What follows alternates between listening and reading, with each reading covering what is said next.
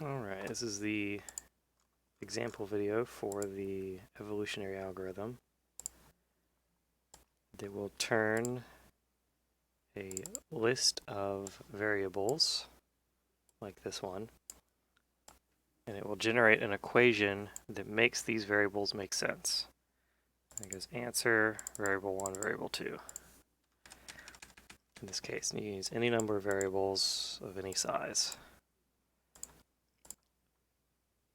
So this one is set up to generate a text file like this that matches this formula here. So this is 35 minus 100a plus 3a squared minus 27b plus 5b squared. So all of the equations that get dumped into this file here will match that.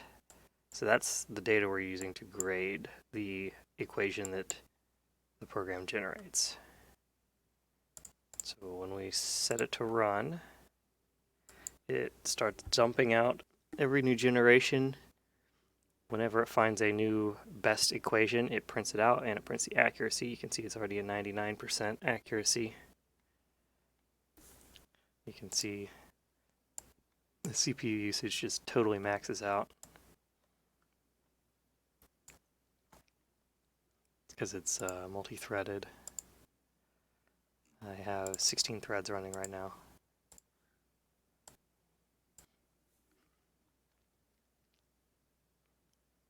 It's set to run for 5 minutes, but that's a bit excessive. We don't really need that. It's already at 99.98.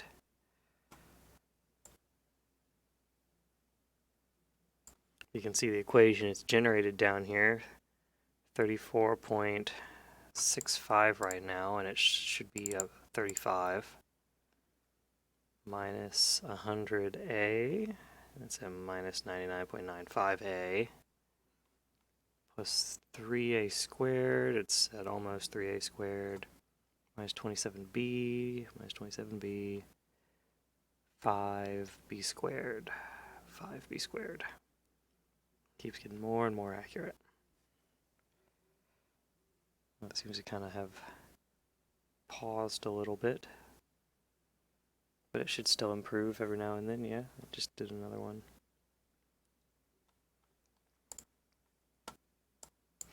So while this is running, I can kind of explain the process a little bit. So this manager is the main thing. Okay, run once. Alright, so this is the main function, effectively. This is what gets fed to each thread, which all it does is it goes to the list of equations from the previous generation, and then it creates the next generation from it. All right, well, first it takes the previous generation and scores them. It gives them the data set, and that's what this this thread pool here, it returns a feature object, which is just like a multi-threading tool. But anyways, it gets the list of results from this here, which is the entities scored on how accurate they were at solving the equation, and then it lists them from best to worst. So it sorts the array. And then it goes into here and it fetches all the results. Oh, and then it sorts. Okay, so yeah, this is just getting the results. This is putting them into the array, and this is sorting. So that's one generation. So the next generation, so that's after this run once is done, then it takes the sorted list gets the accuracy of the best entity to see if it beats the previously existing best. So it'll print that out if you want that. And then at the end of that generation here, it runs this mutate function, which takes the best half of the previous generation, and it produces 2 offspring from each of them and mutates them. So that's what the new generation is, and then it starts over. So when these things mutate, it calls this constructor here, which just takes the stats from the previous parent and it does some randomness to it to have a chance of mutating each little aspect of the polynomial down here. And then, that's what gets graded for the next one. So I've got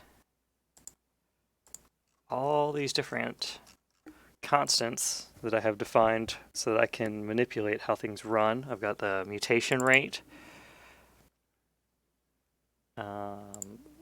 I've got the mutation rate for the coefficients separately. This minimum coefficient modification range. If it gets below 0.1 for any of these variables, then it has a chance of swapping to negative, or if it is negative, swapping to positive. So that way you can get the right sign on things, because otherwise, it just shrinks or grows by 10%, and then it could never go negative. I've got this for, these are the settings for generating the data to grade it against. And I can put an error in here, and you'll see if I put an error margin of 10%, then this will only ever get to 90% accuracy. It won't get to 99.99 like these. All right, so finished running. Final equation it came out with was this, which is very, very close to what we wanted here. The 35 minus 100b minus 3b, or plus 3b squared, yada, yada, yada. It's almost identical. It's super accurate, 99.9914. And it gets there pretty consistently. Even if I run it again, start over, it starts out, really low, 20, 30, 60. But it gets more accurate very quickly, and then, boom, it's already at 99. So yeah, that's about it. It's a pretty cool little project. And it didn't take all that much. Just took a lot of different versions to get here. I could show the history of the project.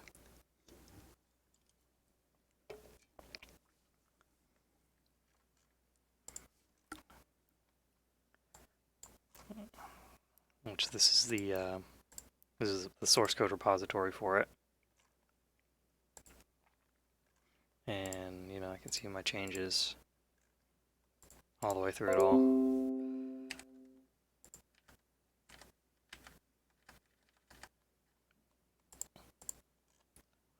It's all very fun.